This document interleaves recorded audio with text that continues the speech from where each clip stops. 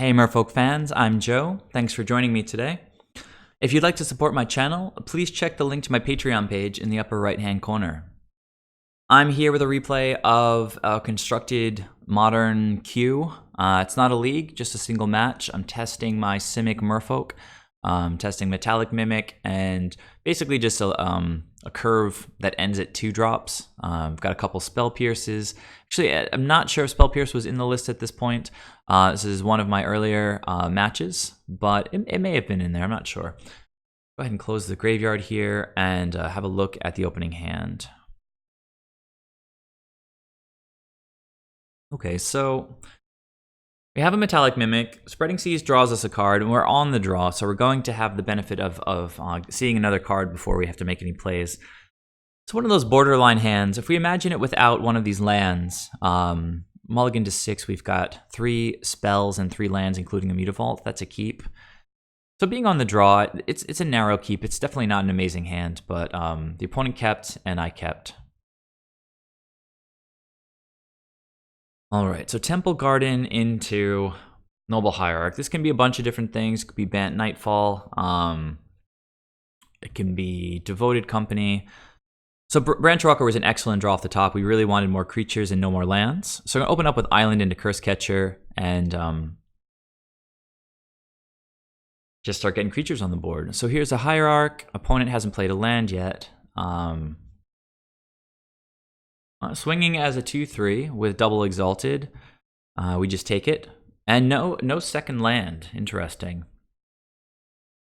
Well, for my second turn here, gonna get the breeding pool down and play the Mimic.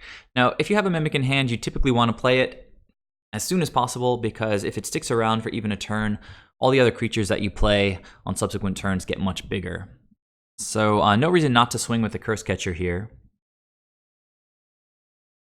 Looks like the opponent's pretty jammed up on mana. Looks like they kept a 1-land hand.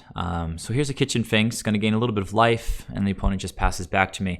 Now, Cursecatcher was an excellent draw there because this deck looks like it probably runs Collected Company, and they're stuck on 3 lands. So even if they get up to 4 lands next turn, we're going to have 2 Cursecatchers slowing them down with their spells. And we're going to have 3 mana this turn. We can get 2 creatures on the board. Both getting buffed by Metallic Mimic. Now, with this Harbinger, and with them backed up on mana, that seems like the very obvious route, right? We'll play Breeding Pool, so we have access to 3 blue mana this turn. Bounce one of their Hierarchs, really slow them down. Now, note that the Harbinger entered as a 3/3, and he'll stay a 3/3 even if the opponent manages to remove the Metallic Mimic.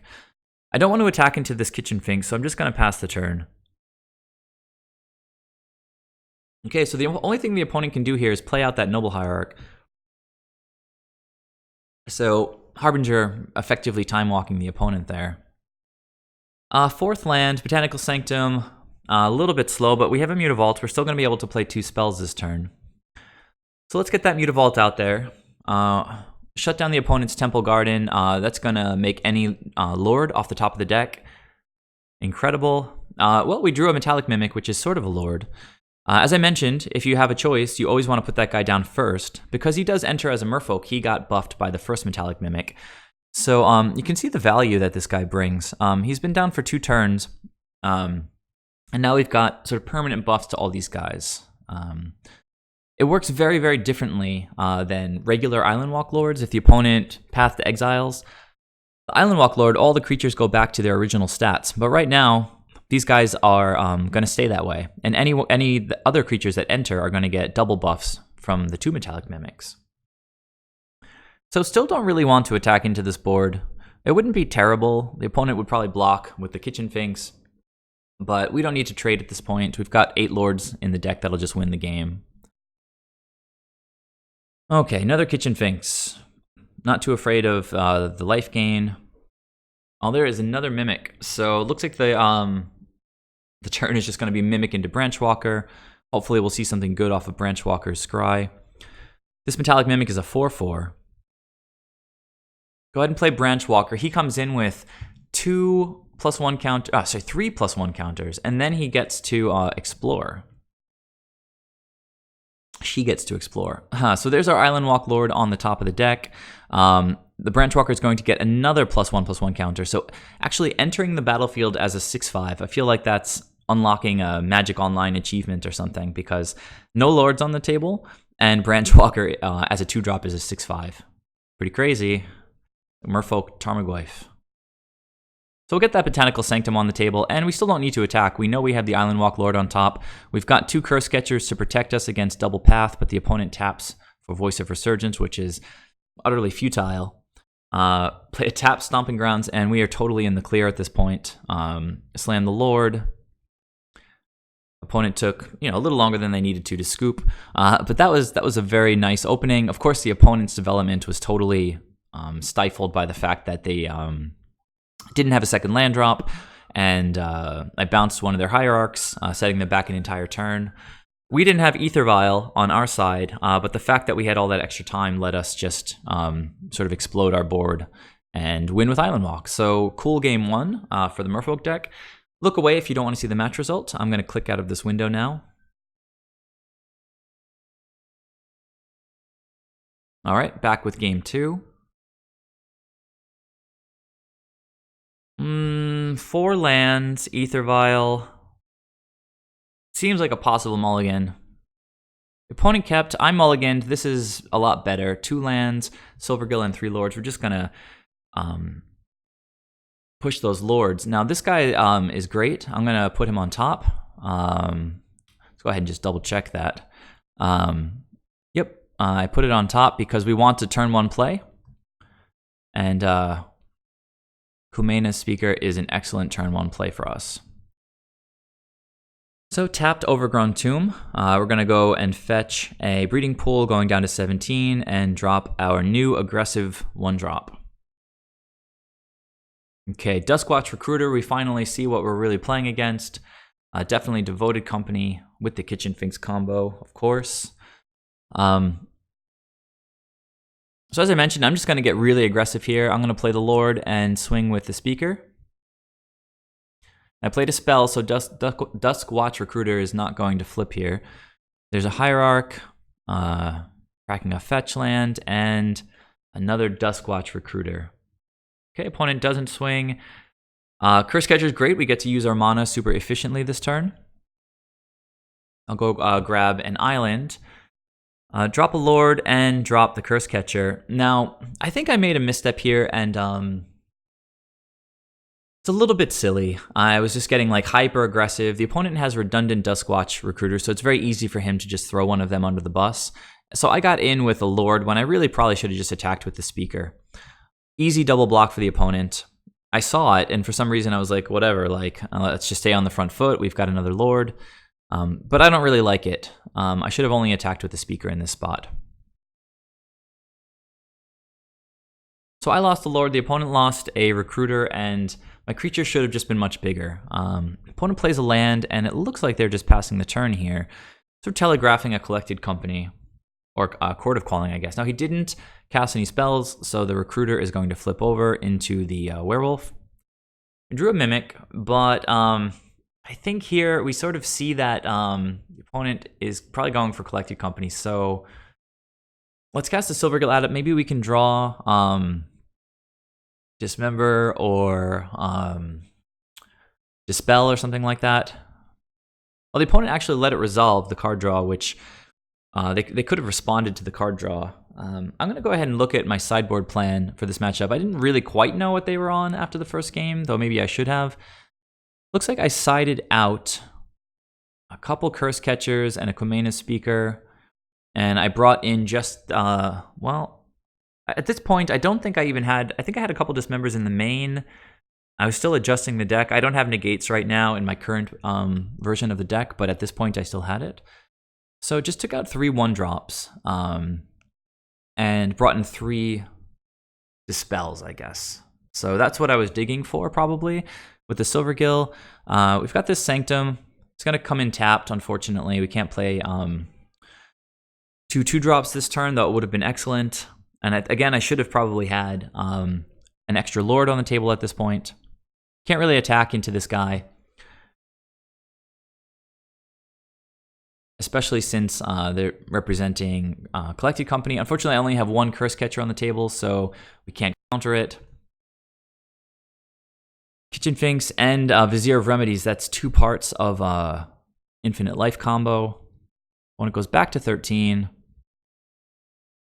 Okay, and that's the last part of the Infinite Life combo. At this point, the opponent has it online. Swing with Exalted with Kitchen Finks. I'm going to go down to 12. Not scoop quite yet, but if the opponent sacks, yeah, so whatever. They're going to start gaining life. That's it, and they can just scry to whatever they want. So in the end, I don't think it really mattered, given what the opponent had, that I made that little misstep with attacking with the Lord. But you always want to play tight. So that was game 2. Opponent is on the Devoted Druid combo, so something to look out for in game 3. I'm going to click out of this window now, if you want to look away for a second. All right, back with game 3. I'll be on the play this time. With this particular build, we definitely want to be on the play, be super aggressive. This hand looks really excellent. We're going to want to draw some blue mana to get Spreading Seas online, but it's a snap keep. Turn 1 Vial, turn 2 Silvergill and Cursecatcher.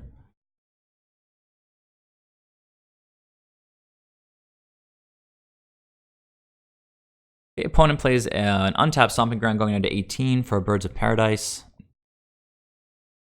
Well, there's that blue mana. It's pretty nice. We don't need to get it onto the table just yet because we have the benefit of Aether Vial to help us with our double blue Lord. We're going to reveal the Cursecatcher because it's so early in the game.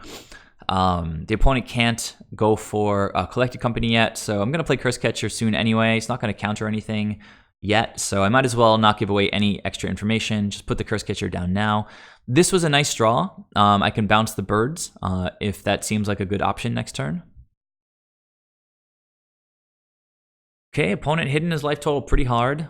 There's the Kitchen Finks, and he did tap the birds, so I always like to see that when I have Harbinger in hand. All right, so Kumena Speaker, very nice. That opens up the line of Spreading Seas, Kumena Speaker, and something like Harbinger with Aether Vial.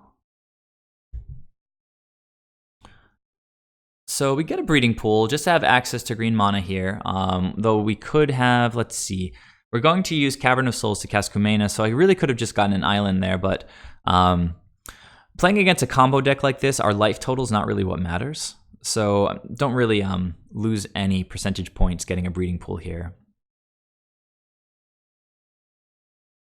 All right, so open up. It was a tough call here, like which land to go for, but since I'm probably going to be bouncing the Birds of Paradise, taking the opponent off of white mana seemed great because they won't be able to put down like a Vizier of Remedies next turn if they miss their land drop. So I drew a Botanical Sanctum, not that great. And yeah, here I'm going to just bounce their birds. So hopefully that'll set them back on their tempo a lot. And we'll be able to swing with Island Walk next turn. All right, so all they can do is play back out the Birds of Paradise.